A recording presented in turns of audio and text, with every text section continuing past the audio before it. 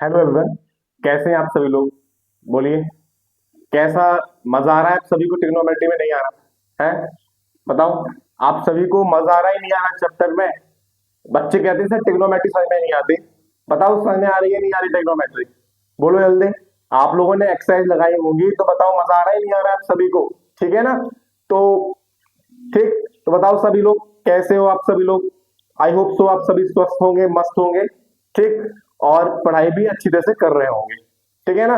तो आज का जो लेक्चर है वो 8 है, और हम लोग एनसीईआरटी की जो एक्सरसाइज है 8.2 उसको खत्म करेंगे आज। ठीक है ना?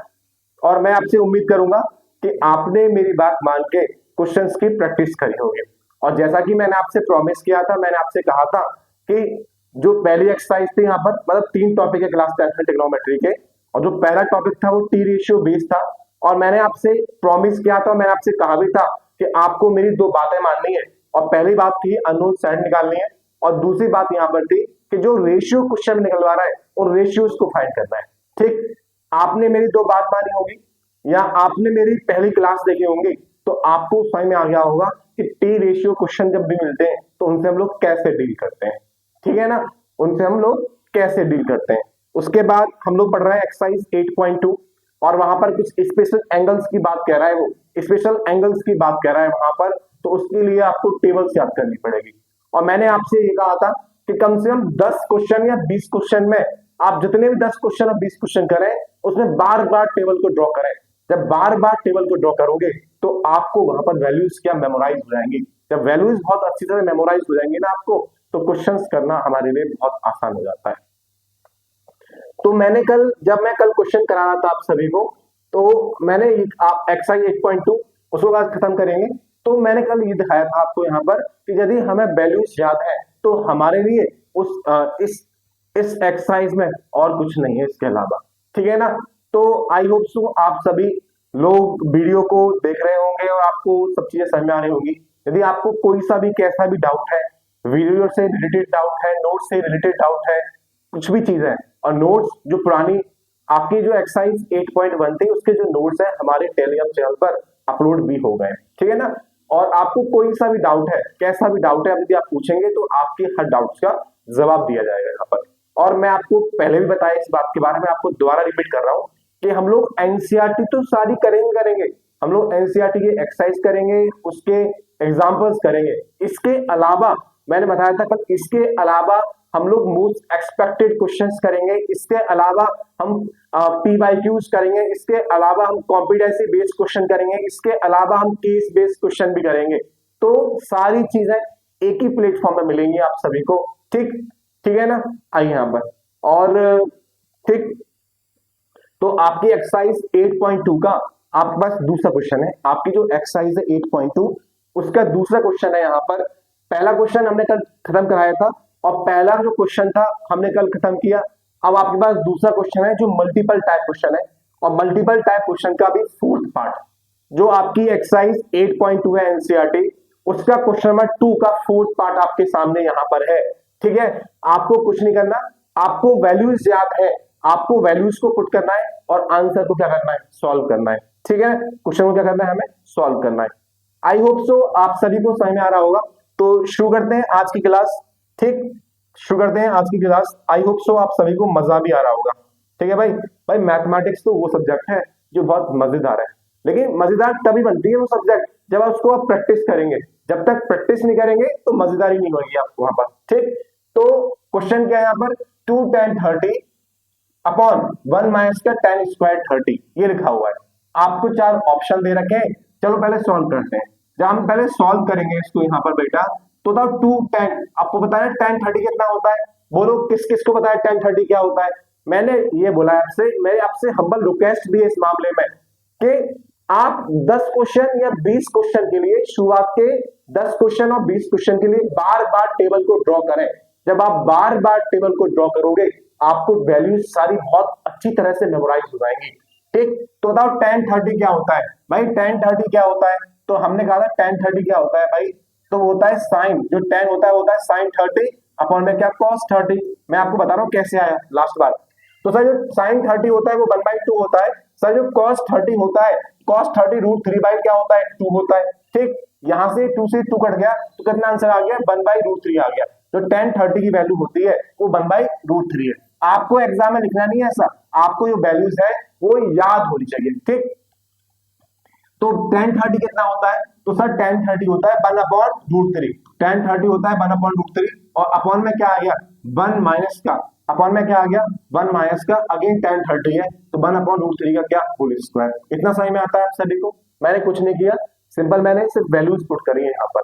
अब इसको सॉल्व करेंगे हम लोग यहाँ पर, तो 2 अपॉन में क्या आ गया √3 आ गया, 2 अपॉन में √3 आ गया। अब ये क्या लिखा हुआ है, सबसे पहले हम लोग स्क्वायर को सॉल्व करेंगे, स्क्वायर को, तो 1/√3 आ गया। यहां तक किसी बच्चे को डाउट है, आप जानते हैं √3 इंटू √3 कितना होता है, √3 इंटू √3 3 होता है, ठीक। कोई डाउट परेशानी दिक्कत, ठीक है ना भाई। यदि आपको वो डाउट नहीं है, आप बताओ यहाँ पे ज्यादा से ज्यादा क्या कर सकते हैं, तो ऊपर वाले पार्ट में तो कुछ नहीं कर सकते, लेकिन जो नीचे वाला पार्ट है मेरे लिए, उस पार्ट में हम लोग एलसीएम ले सकते हैं। क्या ले सकते हैं, एलसीएम ले सकते हैं। और वो लिखा क्या है 1 माइनस का 1/3, तो 1 माइनस का 1/3 लिखा हुआ है, एलसीएम ले लिया मैंने, 3 इज द एलसीएम हियर, ठीक है। अब करो कुछ समझ में नहीं आया तो क्रॉस कर लो, तो 3 माइनस का 1 कितना होता है, तो आगे आंसर क्या 2/3, ये हम यहाँ पे करने वाले हैं, ठीक। ठीक है बेटा, ठीक। आइए यहाँ पर तो करवा दो, कैसे करेंगे। तो मैंने क्या किया यहाँ पर, ये 2/√3 लिखा था और इसको मैं एलसीएम लिया यहाँ पर, तो एलसीएम आ गया 3 और कितना आ गया 3 माइनस का 1 आ गया। आप सभी को विजिबल है, ये सभी को दिख रहा है कि नहीं दिख रहा, किसी को कोई डाउट परेशानी दिक्कत दिख रहा है ना, ठीक। तो जब दिख रहा है तो यहाँ से हम जा रहे हैं यहाँ पर, अब आइए यहाँ से हम यहाँ पे गए तो ये आ गया 1/√3, 1/√3 अपॉन में कितना आ गया 2 माइनस का क्या 3 आ गया। कल मैं आपको समझाया था, ये मेरे पास एक टर्म है, ये मेरे पास एक अलग टर्म है, ठीक है। जब इसको सॉल्व करेंगे यहाँ पर तो 2 अपॉन में क्या आ गया √3 आ गया, और इसको जब ये डिवाइड की फॉर्म में पूरा टर्म, जब ये टर्म डिवाइड की फॉर्म में है तो जब उसको मल्टीप्लाई में लिखेंगे तो नंबर क्या होता है, उल्टा हो जाता है, ठीक। 2 से 2 कैंसिल आउट हो गया यहाँ पर मेरा, ठीक है। तो ये 3/√3 याद करो, ये वाला क्वेश्चन तो मैं कल भी समझाया था, ऐसी फॉर्म आ रही है तो मेरे पास नंबर कहाँ पर आ रहा है, नंबर मेरे पास आ रहा है यहाँ पर ऊपर, तो जो इसका मतलब है रूट कहाँ पे आ जाएगा, ऊपर आ जाएगा, ठीक है ना। कल भी बताया था मैंने स्टेप से, और ये होता क्यों है मैं वो बताना चाह रहा हूँ आपको। बेटा ये क्या लिखा हुआ है, देखो आंसर आपको √3 आ रहा है, मैं आपको दिखा रहा हूँ इसका मतलब √3 क्यों होता है। तो यहाँ पर क्या है 3 लिखा है मैंने, और अपॉन में क्या है 3 का पावर 1/2 है।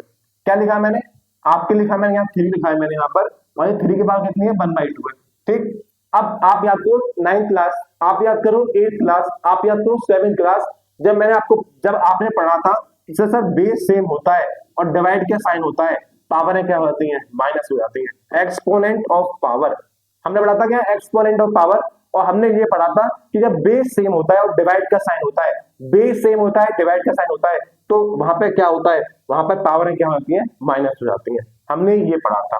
अब बेस सेम है यहाँ पर, बेस सेम है यहाँ पर, बेस सेम है यहाँ पर 3, ये भी 3 है यहाँ पर और ये भी 3 है यहाँ पर, तो बेस सेम है तो पावर क्या हो जाएंगी माइनस हो जाएगी। तो कितना आंसर आ गया 3 की पावर कितना आ गया 1/2 आ गया, सॉल्व किया, इसका मतलब हो गया यहाँ पर क्या आ गया √3 आ गया, ठीक है। समझ में आया क्यों कराया मैंने, दिस इज एक्सपोनेंट पावर से सॉल्व किया हमने कि बेस सेम है, पावर क्या हो गई माइनस हो गई, आंसर √3 आ गया, ठीक। जब आंसर √3 आ गया तो इस चीज को एक तरीका मेरे पास ये है कि इसको हम लोग क्या कर लें, हम इसको समझ लें, और समझ कैसे लें कि a/√a लिखा हुआ, जहां पर एक नंबर लिखा हुआ है, नंबर कहां पर लिखा हुआ बिना रूट के a ऊपर लिखा हुआ है तो वो वैल्यू ऊपर आ जाएगी, ठीक। और यदि ये लिखा है a/में क्या √a लिखा हुआ है, तो बताओ यहाँ पर जो a/√3 लिख दिया मैंने ऊपर, ठीक है बेटा। अगेन ये मैं लिखूंगा √a/ में क्या यहाँ पर लिखा मैंने क्या a, √a/a। अब जो a है वो कहाँ लिखा हुआ है, वो नीचे लिखा हुआ है, इसलिए जो रूट की वैल्यू है वो नीचे आ जाएगी। मैंने क्या बोला है, इसको क्या कर लीजिए लर्न कर लीजिए, मैंने आपको समझा भी दिया है लर्न इस चीज को।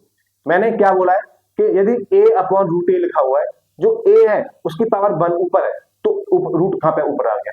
अगेन जो a है वो नीचे लिखा हुआ है तो रूट नीचे आ गया, जो a है वो ऊपर है तो आपका जो रूट वाला नंबर है वो ऊपर आएगा, आपका जो a है वो नीचे है तो रूट वाला नीचे आ गया, ठीक। इतना समझ में आता है। अब मेरा जो आंसर आ रहा है वो √3 आ रहा है, मेरा जो आंसर आ रहा है वो √3 आ रहा है, लेकिन ऑप्शन में कहीं पर √3 नहीं है, ठीक। अब मैं ये जानता हूं यहाँ पर ऑप्शन में √3 नहीं है, आप जानते हो cos 60 क्या होता है, cos 60 होता है 1/2, cos 60 क्या होता है 1/2 होता है। sin 60 कितना होता है, sin 60 होता है √3/2, sin 60 होता है √3/2। tan 60 कितना होता है √3, tan 60 √3 होता है, तो मेरा ऑप्शन क्या हो गया, सी सही हो गया, क्योंकि यहाँ पर मेरा जो आंसर है वो कितना आ रहा है, √3 आ रहा है। क्या आपको क्वेश्चन नंबर सेकंड का जो फोर्थ पार्ट है, क्या आपको समझ में आया? मैंने कुछ नहीं किया, सबसे पहले मैंने यहाँ पर वैल्यूज पुट करी, उसके बाद मैंने स्क्वायर को खोला। इस वाली स्टेप में सबसे पहले मैं इसकी वैल्यू पुट करी, दूसरे स्टेप में मैं स्क्वायर को खोला, इस स्क्वायर को खोला यहाँ पर मैंने, फिर मैंने एलसीएम ले लिया, उसको सॉल्व किया मैंने, तो मेरे पास आंसर √3 आ गया। इसको समझना जरूरी है आपको सबसे ज्यादा। यहां लिखा है 3, अगेन यहां लिखा है √3, बेस सेम है, इस टाइप की फॉर्म लिखी हुई है। तो नंबर 3 कहां लिखा हुआ है, ऊपर लिखा हुआ है, तो रूट में कहां पे आएगा, ऊपर ही आएगा, ठीक है ना। यदि नंबर का लिखा हुआ नीचे लिखा हुआ है, तो रूट का भी क्या नीचे आएगा। इसको कर लीजिए, ये बेसिक्स बता दिया मैंने, इसका रटना है तो आप रट लीजिए, आपकी चॉइस है, ठीक। तो अब मैंने ऑप्शन देखा, ऑप्शन में तो √3 नहीं था, तो फिर मैंने कहा cos 60 कितना होता है, तो 1/2 होता है, sin 60 क्या होता है, √3/2 होता है, tan 60 क्या होता है, √3 होता है, इसलिए मेरा जो ऑप्शन है वो 3 सही हो गया, ठीक। कि आपको इस क्वेश्चन में कोई डाउट है क्या? नहीं डाउट है, ठीक है। और एक चीज तो बता ही सकते हैं कि वास्तव में आपको बताओ, जो बच्चे कहते थे ट्रिग्नोमेट्री, मोस्टली ऐसा नहीं है आपका ही, मोस्टली बच्चों का डाउट होता है ट्रिग्नोमेट्री के लिए। वो कहते हैं सर ट्रिग्नोमेट्री समझ नहीं आती, जो बच्चे 10th क्लास के होते हैं, और उनकी गलती भी नहीं है। The main reason behind it, क्योंकि हम लोग पहली बार पढ़ते हैं, जब 9th क्लास में जब होते हैं तो ट्रिग्नोमेट्री चैप्टर नहीं होता 9th क्लास में। जैसे वो बच्चा सीबीएसई वाला बच्चा 10th क्लास में आता है, तो उसको एक नया चैप्टर मिलता है, इंट्रोडक्शन ऑफ ट्रिग्नोमेट्री, और क्या, हाइट एंड डिस्टेंस, है ना। तो उसके लिए जेन्युइन है भाई, जो चीज आप पहली बार देखोगे, कोई चीज आपने अभी तक नहीं देखी है, तो आपको टफ लगेगी। 9th क्लास में हमने स्टैटिक्स पढ़ी, 10th क्लास में भी स्टैटिक्स है, 9th क्लास में प्रोबेबिलिटी पढ़ी, 10th क्लास में भी प्रोबेबिलिटी है, 9th क्लास में हमने पॉलिनोमियल पढ़ा, 10th क्लास में भी पॉलिनोमियल है, तो ऑलमोस्ट सिमिलर है। 9th क्लास में भी हमने लीनियर इक्वेशन पढ़ी, लेकिन वहां पर 1 वेरिएबल था, 10th क्लास में 2 वेरिएबल आ गया, इतना अंतर है, लेकिन थोड़ा बहुत तो चीजें सिमिलर थी ना।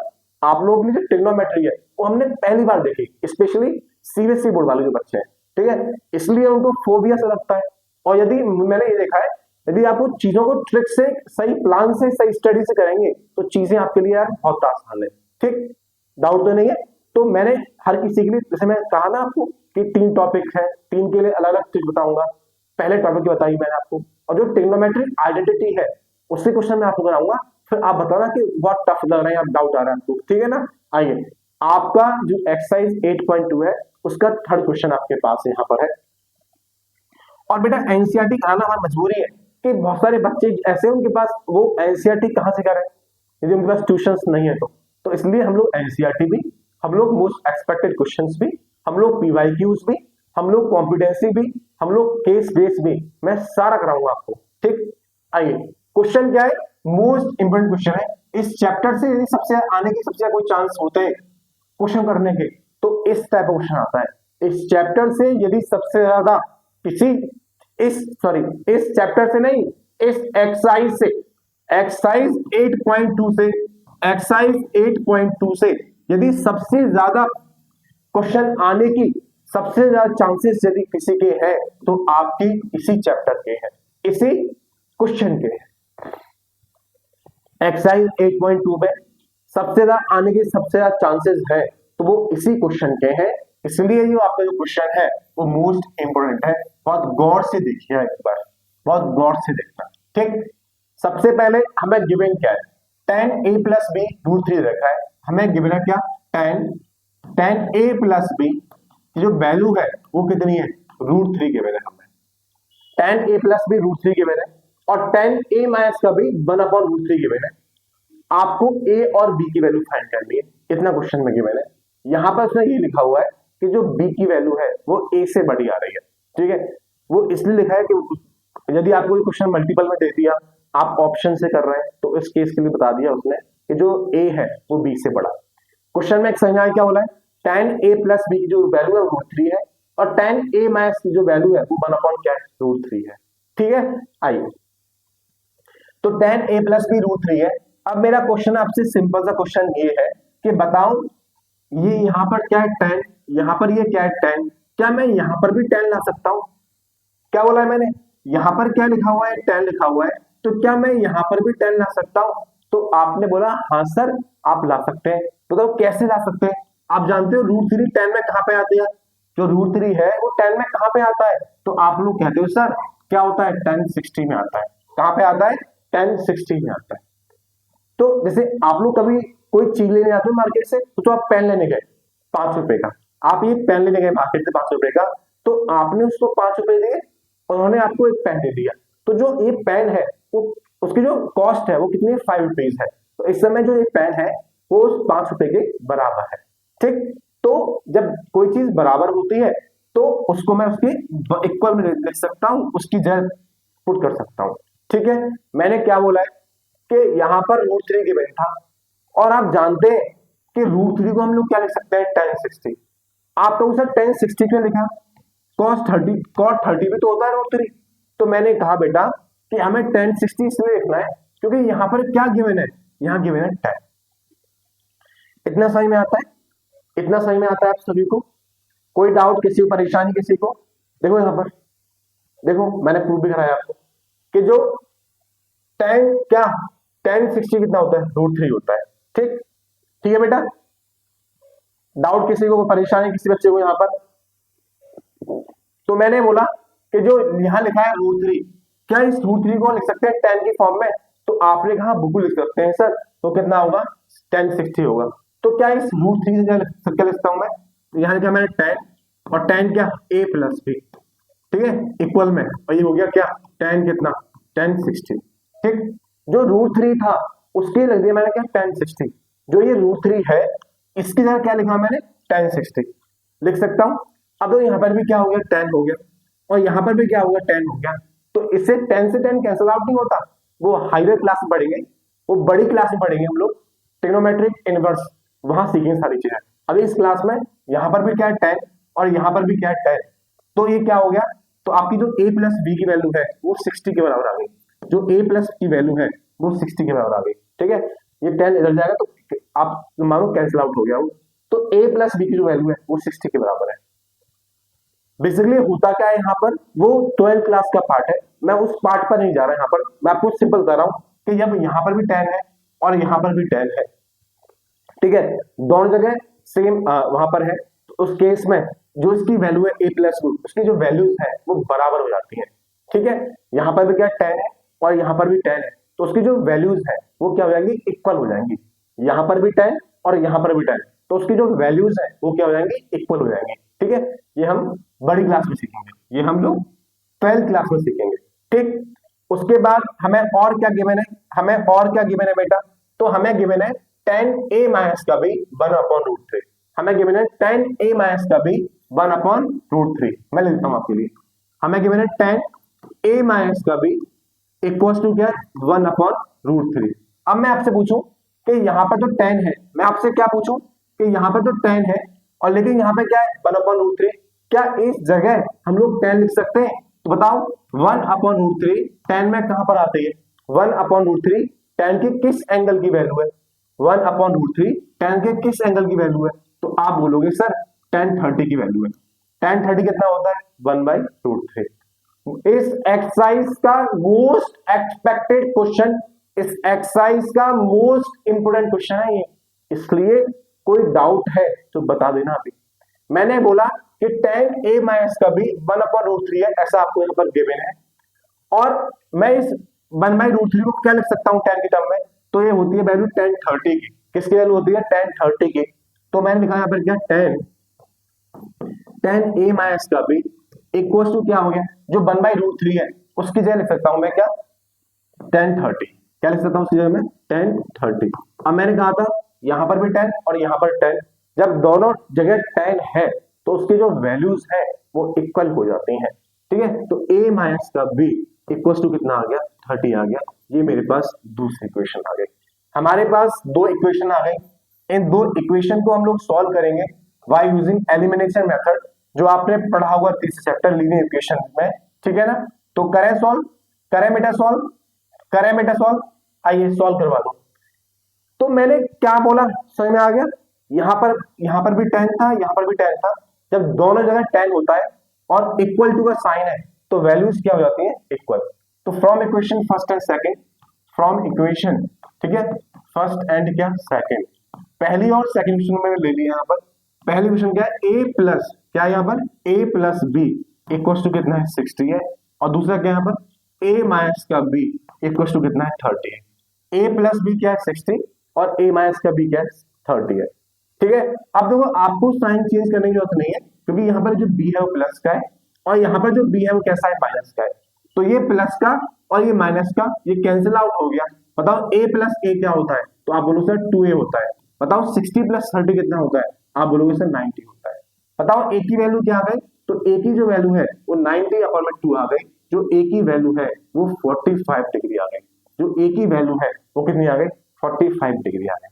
इतना समझ में आता है, मेरे पास ए की वैल्यू आ गई, इस ए की वैल्यू को इस ए की वैल्यू को इस ए की वैल्यू को यदि मैं पहली या किसी दूसरी क्वेश्चन पुट करूंगा तो मेरे पास बी की वैल्यू आ जाएगी और मुझे वही निकालना था। ठीक है, तो आप चाहो फर्स्ट में आप चाहो सेकंड में, तो मैंने पुट में कर दिया फर्स्ट में। पुटिंग क्या ए इन इक्वेशन फर्स्ट, तो मेरे पास फर्स्ट इक्वेशन क्या आती, ए प्लस बी इक्वल टू क्या है 60 है। अब मेरे पास ए की वैल्यू 45 है और ये प्लस का बी है इक्वल टू क्या है 60 है, ये प्लस का जाके माइनस का हो गया, तो जो बी की वैल्यू है 60 माइनस का 45 और जो बी की वैल्यू आ गई वो मेरे पास क्या आ गई 15 डिग्री आ गई। क्या आप किसी बच्चे को यहाँ पर डाउट है क्या, कैसे किया इस क्वेश्चन में कोई डाउट किसी बच्चे को यहाँ पे, तो प्लीज आस्क। मैंने कुछ नहीं किया, सबसे पहला क्वेश्चन तो मेरा ये था, मैंने आपको ये बताया कि ये जो क्वेश्चन है इस एक्सरसाइज 8.2 का मोस्ट इंपोर्टेंट मोस्ट एक्सपेक्टेड है। इस टाइप का क्वेश्चन यहाँ 10 लिखा हुआ है, हो सकता है मैम आपको कॉस में दे दें, आपको कॉस में मिल जाए, हो सकता है आपको साइन में मिल जाए क्वेश्चन। ठीक है, तो इस टाइप क्वेश्चन आप करेंगे। आपके एनसीईआरटी का एग्जांपल भी है, एनसीईआरटी का एग्जांपल भी है, आपकी जो रेफरेंस बुक है R S Agrawal R D Sharma कोई एक बुक से आप देख सकते हैं, वहां पर भी है। मैंने कुछ नहीं किया, tan a प्लस बी √3 रखा था, तो यहाँ पर लिखा हुआ 10, तो क्या इस √3 को भी मैं लिख सकता हूँ 10 के टर्म में, तो आपने कहा हाँ सर बिल्कुल लिख सकते हैं। आप जानते हैं √3 क्या होता है, 10 60 होता है, जो √3 होता है वो 10 60 होता है। ठीक है, तो a प्लस बी वैल्यू आ गई 60, अगेन tan a माइनस का भी 1/√3 होता है, तो यहाँ पे लिखा है क्या 10, तो फिर यहाँ पे भी क्या होगा 10, तो ये क्या हो गया tan 30 हो गया। तो मैंने यहाँ पर भी 10 यहाँ पर भी 10, तो उनकी जो वैल्यूज है वो इक्वल आ गई, a माइनस का भी क्या आ गया 30 आ गया। इनको मैंने सॉल्व किया एलिमिनेशन मेथड से, मेरे पास a की वैल्यू आ गई, इस a की वैल्यू को मैंने फर्स्ट में पुट कर दिया, मेरे पास b की वैल्यू आ गई। किसी बच्चे को कोई भी डाउट आ रहा है यहाँ पर तो बताओ। ठीक है, बस डाउट का केस यहाँ पर है कि यहाँ पे 10 लिखा हुआ है और मैं आपसे पूछूं कि बताओ यहाँ पर 10 लाने के लिए क्या करना पड़ेगा, या 10 के टर्म में √3 की वैल्यू क्या होती है, तो आपने बोला सर 10 60 होती है, सर 10 60, यहाँ पर भी 10 है बेटा और यहाँ पर भी 10 है। जब दोनों जगह 10 होता है इक्वल टू का साइन है तो वैल्यूज उनकी क्या होती है बराबर, तो मैं लिखा a plus B equal to क्या 60। ठीक, सही में आ गया क्वेश्चन नंबर 3। कोई डाउट क्वेश्चन नंबर 3 में किसी बच्चे को, क्वेश्चन नंबर 3 में किसी बच्चे को कोई डाउट है क्या, बोलो जल्दी, किसी को कोई डाउट, क्योंकि हम लास्ट क्वेश्चन में आ गए, एक्सरसाइज 8.3 का लास्ट क्वेश्चन, क्वेश्चन नंबर 4। ठीक है, लेकिन बताओ भाई आप लोगों को मजा आ रहा है नहीं आ रहा है, किसको मजा आ रहा है और किसको मजा नहीं आ रहा, ट्रिग्नोमेट्री किसको अच्छी लग रही है और किसको अच्छी नहीं लग रही है। ठीक, अब आपका जो फोर्थ क्वेश्चन है, आपका जो फोर्थ क्वेश्चन है वो ये है कि आपको बताना है कौन सा ट्रू है और कौन सा क्या है फॉल्स है। लेकिन आपको अब बच्चे क्या करेंगे, मन से लगा दिया ये ट्रू हो गया ये फॉल्स हो गया, भाई उसने क्या बोला है, आपको बताना है कौन सा ट्रू है कौन सा फॉल्स है, लेकिन जस्टिफाई योर आंसर, अपने आंसर को जस्टिफाई करना है, अपने आंसर को प्रूफ करना है। ठीक, तो यदि मैं इसका पहला क्वेश्चन ले लूं, इसका यदि मैं पहला क्वेश्चन ले लूं, और पहला क्वेश्चन क्या है, पहला क्वेश्चन बेटा ये है, उसने पहला क्वेश्चन क्या बोला है, 5 पार्ट दे रखे और मैं पहला क्वेश्चन ले लिया यहाँ पर। पहला क्वेश्चन क्या है, मैं पहले क्वेश्चन को सॉल्व करा रहा हूं आपको। पहला क्वेश्चन ये है कि साइन a प्लस बी जो होता है वो क्या है, साइन a और प्लस साइन बी होता है, sine a plus sine B होता है। साइन a प्लस बी जो है वो sine a plus sine A B होता है। ठीक, अब मुझे इसको सॉल्व करना है, उसने बोला है ट्रू और फॉल्स करना है, लेकिन ट्रू है तो क्यों है और फॉल्स है तो क्यों है, आपको ये बताना है। तो मैंने क्या कहा, मैंने लेट कर लिया। अब इसको प्रूव करने के लिए मेरे पास यहाँ पर दो एंगल है ए और बी, और मुझे उन एंगल्स की वैल्यू को मानना पड़ेगा। आपकी चॉइस है, आप कोई सी वैल्यू मान सकते हैं। मैं छोटी सी वैल्यू मान लेता हूं, मैं एक छोटी सी वैल्यू मान लेता हूं, और मैंने उस छोटी सी वैल्यू को आप जीरो मान लो, ए को जीरो मान लो, आप बी को कुछ मान लो 30, कैसे भी कर सकते हो, वो आपके ऊपर डिपेंड करता है। ठीक, आप कोई सी वैल्यू ले लो, लेकिन मैंने क्या किया, मैंने ये किया बेटा, मैंने लेट कर लिया कि जो ए की वैल्यू है, जो एंगल ए है वो मेरे पास क्या है 30 डिग्री है, और जो एंगल बी है वो मेरे पास क्या है 60 डिग्री है। जो एंगल ए है वो 30 डिग्री है, एंगल जो बी है वो 60 डिग्री है। अब इसकी वैल्यूज को मैं यहाँ पर क्या करूंगा, पुट करूंगा, करवा दो पुट। तो मैंने कहा क्या साइन, और मैंने माना ए की वैल्यू 30, तो ये हो गया क्या साइन, साइन क्या 30 प्लस में कितना 60। ठीक, ये साइन था, साइन लिखा, ए की वैल्यू 30 लिखी, बी की वैल्यू 60 लिखी, इक्वल्स टू में आ गया, इक्वल्स टू में अगेन साइन, साइन ए कितना है मेरे पास 30, और क्या साइन बी, साइन मेरे पास क्या है 60, तो साइन ए प्लस साइन 60। अब साइन 30 प्लस 60 कितना होता है, साइन 30 प्लस 60 होता है क्या 90, साइन 90 इक्वल्स टू साइन 30 कितना होता है, तो आप जानते हो साइन 30 होता है 1/2। ठीक है, साइन 60 कितना होता है, तो आप जानते हो साइन 60 होता है √3/2। ठीक है, और बताओ साइन 90 कितना होता है, तो साइन 90 होता है क्या 1। ठीक है, चलो मैं एक स्टेप लेता हूं, तो साइन 90 क्या हो गया 1 हो गया, इसको ऐसे छोड़ते हैं। चलो, तो साइन 30 लिखा मैंने ऐसे, यहाँ पर कोई बात नहीं, और मैं लिखा इसको क्या साइन 60। ठीक है, बताओ साइन 90 कितना होता है, साइन 90 होता है 1, और साइन 30 कितना होता है तो 1/2, और साइन 60 कितना होता है √3/2, मैंने ये लिखा। ठीक, आइए, तो मैंने इसको 1 लिखा, इक्वल्स टू में यहाँ पे एलसीएम ले लिया मैंने, एलसीएम 2 आ गया, और 1 प्लस √3 आ गया। तो आप मुझे बताओ क्या जो 1 है वो 1 प्लस √3/2 के बराबर है क्या, तो आपने कहा सर नहीं बराबर, नॉट इक्वल आ गया, आपने कहा सर नहीं बराबर, नॉट इक्वल आ गया, नॉट इक्वल आ गया। ठीक है, नॉट इक्वल आ गया, इसलिए जो मेरा स्टेटमेंट है वो क्या है, फॉल्स है। उसने बोला है, मैंने आपको फर्स्ट पार्ट सॉल्व कराया, उसने बोला है कि आप बताओ ट्रू और फॉल्स है, ओरली नहीं कह सकते। उसने क्या बोला है, जस्टिफाई योर आंसर। तो इस केस में मैंने ए की वैल्यू को मान लिया, इस केस में मैंने बी की वैल्यू को मान लिया। ठीक है, जब मैंने ए और बी की वैल्यू पुट करी यहाँ पर, तो मैंने देखा कि मेरा जो 1 है वो 1 प्लस √3/2 के बराबर है, जो पॉसिबल नहीं है। इसलिए जो पहला आपका ये आपका जो पहला ट्रू फॉल्स था, यहाँ पे वो क्या है, रॉन्ग है, फॉल्स है। आइए दूसरा क्वेश्चन आपके पास, सेकंड जो पार्ट है इस क्वेश्चन का, सेकंड पार्ट बेटा उसने क्या बोला है, सेकंड पार्ट में उसने बोला है the value of sine theta increases as theta increases, the value of sine theta increases, the value of sine theta increases. जो सेकंड पार्ट है वो क्या बोला उसने, the value of, second part करा रहा हूं यहां पर, the value of sine theta increases as increases theta. जो साइन थीटा की वैल्यू है वो इंक्रीज होती है जब हम थीटा को बढ़ाते हैं। पता नहीं, देख लेते हैं, जब मैंने थीटा को 0 माना तो मैं देखा साइन 0 कितना हो गया, साइन 0 तो 0 होता है। जब थीटा को मैंने क्या माना, जब मैंने थीटा को क्या माना, इसको यहां लिखते हैं, तो साइन 0 मेरे पास क्या हो गया, साइन 0 मेरे पास क्या हो गया 0 हो गया। जब मैंने थीटा को क्या माना 30 माना, तो मेरे पास जो साइन 30 है, जो मेरे पास साइन 30 है वो मेरे पास 1/2 हो गया। जब थीटा को मैंने 45 माना, 45 माना, तो मेरे पास जो साइन 45 है वो मेरे पास कितना आ गया 1/√2 आ गया। ठीक है, देख चलना, जरूरी नहीं आपको सारी वैल्यू लिखनी है, आप दो वैल्यू लिखो सिर्फ। जब मैं थीटा की वैल्यू को क्या माना 90 माना, ठीक है, तो साइन 90 कितना होता है, तो साइन 90 होता है यहाँ पर 1। क्वेश्चन ये था कि जैसे जैसे आप थीटा की वैल्यू को बढ़ाओगे, जैसे जैसे थीटा की वैल्यू को बढ़ाओगे, जैसे जैसे थीटा को बढ़ाओगे, थीटा पहले 0 था, फिर 30 हुआ, फिर 45 हुआ, फिर 90 हुआ, तो जैसे जैसे थीटा की वैल्यू इंक्रीज हुई, क्या साइन थीटा की वैल्यू भी इंक्रीज होती है।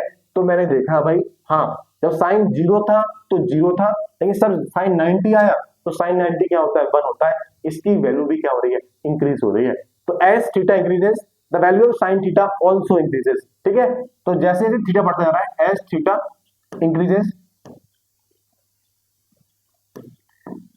The value of sine theta, जो साइन थीटा की जो वैल्यू है, द वैल्यू ऑफ क्या साइन थीटा, जो साइन थीटा की जो वैल्यू है, जो साइन थीटा की क्या है बेटा वैल्यू है, ऑल्सो इंक्रीजेस, ऑल्सो इंक्रीजेस। ठीक, सही में आ गया। क्या बोला मैंने, क्वेश्चन जो सेकंड पार्ट है उसने बोला जब साइन थीटा को इंक्रीज करेंगे तो क्या वहां वहां पर जो साइन की वैल्यू वो इंक्रीज हो गई, तो मैंने जो साइन 0 होता है वो 0 होता है, और जो साइन 90 है वो क्या है 1 हो गया। तो 0 से 1 इंक्रीज हुआ जब थीटा को बढ़ाने पर, तो थीटा को बढ़ाएंगे तो वैल्यू क्या हो रही है, इंक्रीज हो रही है। इसलिए आपका जो स्टेटमेंट सेकंड है वो यहाँ पर क्या है, ट्रू है। इतना सही में आता है ना। थर्ड पार्ट क्या है सर इसका, अब हम लोग थर्ड पार्ट पढ़ रहे हैं। सेम केस में बोला है कॉस थीटा के लिए कि आप जैसे थीटा को बढ़ाओगे तो क्या कॉस थीटा की वैल्यू बढ़ेगी या कम होगी, आपको बताना है यहाँ पर। तो अगेन सेम थर्ड पार्ट करा रहा हूं यहाँ पर मैं आपके लिए। थर्ड पार्ट क्या है सर, थीटा को मैंने क्या लिया है केस में, 0 ले लिया। जब मैं थीटा को 0 लिया तो बताओ मुझे मुझे बताओ आप लोग, क्या cos 0 कितना होता है, तो आप लोगों ने सर cos 0 तो 1 होता है। जब मैं थीटा को क्या लिया, जब मैं थीटा को क्या लिया, क्या मानू, 60 मान लेता हूं, कोई सी वैल्यू ले सकते हो।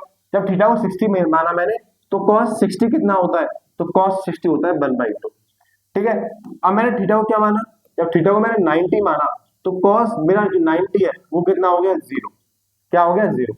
अब आप बताओ cos, जब हम थीटा को इंक्रीज कर रहे हैं, यहां से जो थीटा है, जो थीटा है वो क्या हो रहा है, इंक्रीज हो रहा है, थीटा तो इंक्रीज हो रहा है, लेकिन मेरा जो वैल्यू है, जो वैल्यू है cos थीटा की, जो वैल्यू है किसकी, cos थीटा की, वो क्या हो रही है, वो डिक्रीज हो रही है, वो क्या हो रही है, डिक्रीज हो रही है, वो क्या हो रही है, डिक्रीज हो रही है। जो थीटा 0 था तो वैल्यू 1 थी, थीटा जब 90 हुआ, थीटा बढ़ा तो वैल्यू क्या हो गई, 0 हो गई। ठीक है ना, इसका मतलब ये है कि ये आपका जो स्टेटमेंट है वो क्या है, फॉल्स है। कोई डाउट तो नहीं है कि थीटा को बढ़ाने पर जो cos की वैल्यू कम हो रही है, cos की वैल्यू यहाँ पर 1 थी, cos की वैल्यू यहाँ पर 0 हो गई। cos की वैल्यू तो यहाँ पे क्या है, थीटा तो 0 था ना पहले, 0 से कहां पहुंच गया 90 पर, तो इसकी वैल्यू तो बढ़ गई भाई, 0 से कहां पहुंच गया 90 पर, इसकी वैल्यू तो बढ़ गई, लेकिन जो cos की वैल्यू है वो 0 थी कि 1 थी, और 1 से क्या हो गई 0 हो गई। जो cos की वैल्यू थी 0 पर वो 1 थी, और 1 से क्या हो गई 0 हो गई, तो वैल्यू तो कम हो गई थीटा की वैल्यू, थीटा की वैल्यू को बढ़ाने पर थीटा तो इंक्रीज हो गया, लेकिन cos की वैल्यू क्या हो गई, डिक्रीज हो गई। डाउट है क्या, थीटा को इंक्रीज किया मैंने, थीटा को 0 से 90 तक इंक्रीज किया मैंने, तो वहां पर जो cos की वैल्यू है वो 1 से कहां पहुंच गई, 0 पहुंच गई, वैल्यू क्या हो गई, डिक्रीज हो गई। इसलिए स्टेटमेंट क्या है, फॉल्स है। आपके पास फोर्थ क्वेश्चन है, और फोर्थ क्वेश्चन में इसने बोला है क्या, कि जो साइन थीटा होता है, क्या जो साइन थीटा होता है क्या वो cos थीटा के बराबर होता है for all values of theta. Condition क्या है, for all values of theta, theta की सब वैल्यू के लिए, थीटा की क्या सब वैल्यू के लिए। तो इस क्वेश्चन को करने के लिए हमें एक चीज पता होना चाहिए, क्योंकि यहाँ पर एक्सेप्शन भी आ जाएगा, क्योंकि आप जब थीटा की वैल्यू को, आप लोग यदि थीटा की वैल्यू को 45 लेते हो, मैंने मान लिया आपने क्या लिया 45 लिया, जब आपने 45 लिया यहाँ पर रियल वैल्यू को, तो साइन कितना 45 और कॉस कितना 45, साइन 45, एक मिनट, आपने लिखा क्या साइन 45 और कॉस भी क्या मेरे पास 45, तो साइन 45 कितना होता है 1 होता, कॉस 45 भी क्या होता है 1 होता है, ये तो सही हो रहा है यहाँ पर। लेकिन उसमें क्या ऑल वैल्यूज ऑफ थीटा, क्या थीटा की सारी वैल्यू के लिए ऐसा हो रहा है, तो क्या सारी वैल्यू के लिए यार बात पॉसिबल होगी क्या, पता नहीं सर, देख लेते हैं। तो कहां दिखेंगे, कहीं देख लो, यहाँ लिखा हुआ है साइन थीटा, और ये क्या है बस कॉस थीटा। जब मैंने थीटा को 30 माना, थीटा को मैंने 30 माना, तो साइन 30 कितना होता है, और यहाँ पे कितना आ गया cos 30 आ गया। तो जो साइन 30 है वो कितना होता है, वो 1/2 होता है, और cos 30 क्या होता है, √3/2 होता है। तो ये वाली बात यहाँ पे क्या हो गई, गलत प्रूफ हो गई। सही में आ गया बोला उसने, उसने क्वेश्चन ये बोला है क्या ऑल वैल्यूज, बात यहाँ पर ये आती है ऑल वैल्यूज के लिए तो नॉट पॉसिबल, ऑल वैल्यूज के लिए क्या होगा, फॉल्स हो जाएगा, सारी वैल्यूज के नहीं होगा। ओनली एक केस पॉसिबल है यहाँ पर, 45 पर इक्वल हो रहा है, लेकिन जैसे ही मैंने 30 लिया तो नॉट इक्वल आ गया। तो उसने बोला था कि जो साइन थीटा है वो cos थीटा के बराबर है, किसके लिए, ऑल वैल्यूज ऑफ थीटा के लिए। तो ये वाली बात गलत है सर, ऑल वैल्यूज के लिए नहीं है, सिर्फ 45 के लिए। इसलिए जो स्टेटमेंट है वो क्या है, फॉल्स है। क्यों, ऑल वैल्यूज के लिए नहीं। ठीक, आपके पास फिफ्थ पार्ट है और लास्ट पार्ट है, यहाँ पर फिफ्थ पार्ट है उसका और लास्ट पार्ट है। आपको एमसीक्यूज बनना है ना, आपके जो ट्रू फॉल्स है आपको आ रहा है ना, समझ में आ रहा है ना पक्का बेटा आप सभी को, ठीक है। उसने बोला है कॉट ए, थोड़ा कंफ्यूज मत हो ना, कंफ्यूज हो जाओगे आप लोग इस स्टेटमेंट को पढ़ने में। उसने cot A is not defined for angle zero. जो एंगल जो जीरो है, ए की वैल्यू जीरो पर जो कॉट थीटा होता है, उसने बोला है जो कॉट थीटा होता है क्या वो नॉट डिफाइंड है, क्या वो नॉट डिफाइंड है? जो कॉट थीटा होता है क्या वो नॉट डिफाइंड है एंगल जीरो के लिए? जो कॉट थीटा होता है क्या वो नॉट डिफाइंड है ए की वैल्यू जीरो के लिए? क्या जो कॉट थीटा होता है वो नॉट डिफाइंड है एंगल जीरो के लिए? समझ आ गया नहीं आ गया? तो पता नहीं सर, देख लेता हूं करके करके देख लेता हूं सर। तो मैंने ये बोला एंगल मेरे पास यहाँ पे गिवन है कितना, जीरो। और आप जानते हो कि जो कॉट थीटा होता है वो होता है क्या, 1/tan थीटा। कॉट थीटा जो होता है वो होता है 1/tan थीटा। तो एंगल जो यहाँ पर मेरे पास क्या है, जीरो है, तो मैं लिखा क्या 1/tan कितना, जीरो। आप जानते हो tan जीरो क्या होता है? tan जीरो जो होता है बेटा वो होता है हमेशा क्या, जीरो। tan जीरो क्या होता है, जीरो होता है। tan जीरो क्या होता है, जीरो।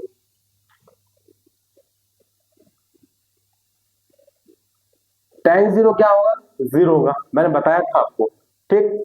बताया था नहीं बताया था, बोलो नहीं बताया था। तो मैंने क्या बोला कि एंगल, क्वेश्चन समझ में आ गया? उसने बोला जो कॉट ए है, मैं थीटा लिख दिया, कंफ्यूज हो ना। ये क्या है, कॉट ए।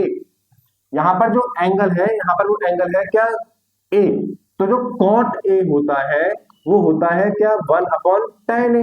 भाई एंगल तो कुछ भी हो सकता है, ए है, ए ले लो, थीटा ले लो, एक ही बात है। कंफ्यूज मत होना आप लोग, क्योंकि हम लोग हमेशा थीटा थीटा करते रहते हैं, तो इसलिए मैं भी थीटा कर रहा हूं। यहाँ पर जो एंगल है इस समय वो ए है, तो कॉट ए होता है 1/tan ए। और मैंने क्या किया, मैंने tan ए, एंगल जो ए है वो कितना है, जीरो है। इसकी वैल्यू पुट कर दी मैंने कितनी, जीरो। तो मैंने क्या लिखा, 1 और tan जीरो कितना होता है, जीरो।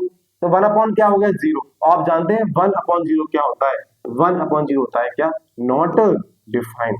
जब 1/0 होता है नॉट डिफाइंड, इसका मतलब हो गया कि जो आपका जो स्टेटमेंट है वो क्या है, ट्रू। बोलो किसी बच्चे को कोई भी डाउट है, कहीं पर भी कैसा भी डाउट है बताइए। कोई डाउट तो नहीं है आपको? क्या बोला मैंने, उसने बोला कॉट थीटा जो होता है क्या नॉट डिफाइंड होता है एंगल जीरो के लिए। कॉट थीटा जो होता है वो क्या होता है, नॉट डिफाइंड एंगल जीरो के लिए।